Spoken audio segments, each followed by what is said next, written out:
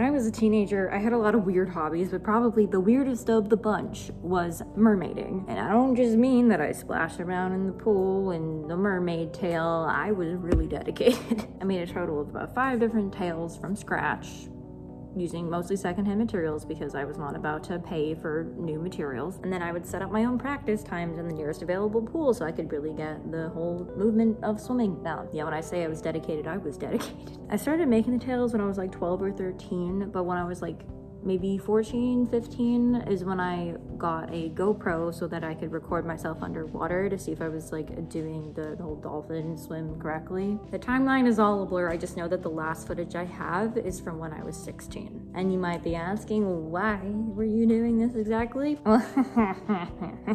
I did not fit in with any of the girls my age, so I figured that I wasn't a girl at all. I must be a mermaid. I now understand that those feelings were gender dysphoria, but at the time I didn't know that was a thing, so I just figured I wasn't human. There might also have been an overlap of being autistic. I know a lot of autistic people sometimes feel like they're not human, so that might have also contributed to that feeling. And it's not that I thought I was a mermaid, okay, it's that I thought I'd be better off as one, which was why I was like training to be one, especially considering I had my chronic pain starting at that time and water was the only place that I didn't feel that pain, and I also couldn't faint. So it was great. And from a mental standpoint, being in the water felt like I could take up a lot of space and nobody cared that I was taking up space, versus that's not the way it felt on land. And the way that I moved in the water was considered normal when the way that I moved on land was not. Oh, and water is just like sensory heaven. Like there's no noise underwater except for like little bubbling sounds. It's like pretty quiet, and like every inch of your skin is like covered in like pressure. And there's no gravity, so you can feel like you're flying, and there's no weight on your bones or your joints. And because I felt my best when in the water, I assume that's where I belong. There's a reason that I am called Fish Boy, because I turned myself into a fish. I don't have any of those tails left now. They've all like deteriorated over time, so I decided not to keep them. But I guess because I don't have that evidence anymore, I often forget that that was a huge part of my life. So I recently released a song called Aphrodita, and the music video shows a whole bunch of footage from that mermaiding hobby, because I consider Aphrodita to be a different part of me, I guess. Aphrodita doesn't really feel like me. Oh, hi puppy.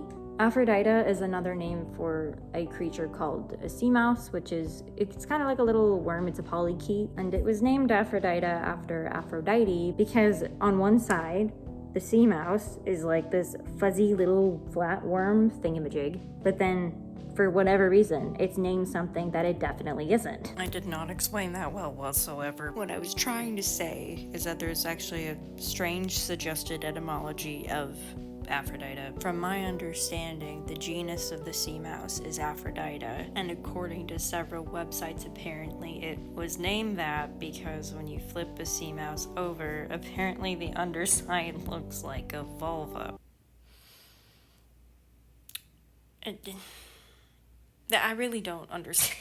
So like a bunch of scientists found this sea worm, flipped it over, and was like, you know what this reminds me of? The goddess of sex. AKA Venus or Aphrodite, hence Aphrodite. I mean, she's the goddess of many other things, mostly known for love and beauty, but like sex is on that list. I dislike this greatly. So some parts of the song are kind of inspired by the whole being named after something that you definitely aren't, based off of what your outsides look like. Oh, and some polychaetes are parasitic, which is another aspect that I took inspiration from and put into the song. So that's one reason why that part of me is called Aphrodita, but also the whole water thing. I feel like that's a huge reason for that.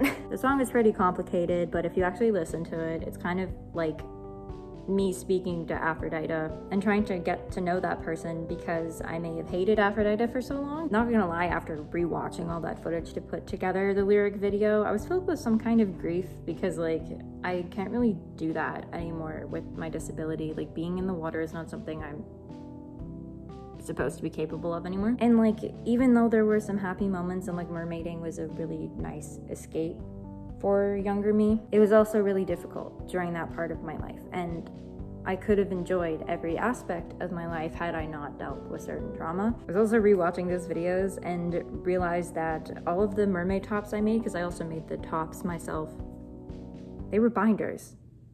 Those were binders because I had made them specifically to like flatten me. I think another reason I really liked mermaiding was because I was performing femininity instead of having to live it, and I think that that made it more fun, and I actually enjoyed expressing my feminine side in that sense because it wasn't me, it was a character, it wasn't real. It's almost like underwater drag. I don't know if any of that made sense, but there was also like a masculinity to it as well, being like, you know, merfolk, mermaid, merman, like it's all kind of gender neutral. It was just like a huge source of joy for me when I was in such a dark place. Also, another aspect of the song that I forgot to explain, or two aspects actually. You may or may not have noticed that Mirror Tells Lies, Fantasy Headspace, and Blood Runs Too Thin are music themes that are used kind of in the background. I think those songs are actually named at some point within Aphrodita, but that's just because I'm trying to capture the feeling that I felt when I wrote those other songs. I don't know, I thought it worked, but specifically during the Fantasy Headspace part. And so the kid wrote Why Not Like Other Girls on the first page of a new diary, songs escaping the clogged up throat, heart guarded by a sea anemone. An enemy. Fun fact, I actually had to re-record that section like several times because I kept pronouncing anemone wrong. I kept saying anemone, I don't even remember how I did it. Oh, and then the line, then he came out to me. I don't know why I'm telling you this, but that section is based off of the transition from realizing that kid was very damaged and that I kind of need to accept that person, and then Aphrodita actually like came out to me, and that changed our entire relationship. I have a lot to thank Aphrodita for being one of the reasons that I did stay alive as long as I did. If you want to go see that footage of, you know, my mermaid years, feel free to go watch the Aphrodita lyric video, which is on my other channel, Caid. Completely lost my train of thought. Okay, goodbye.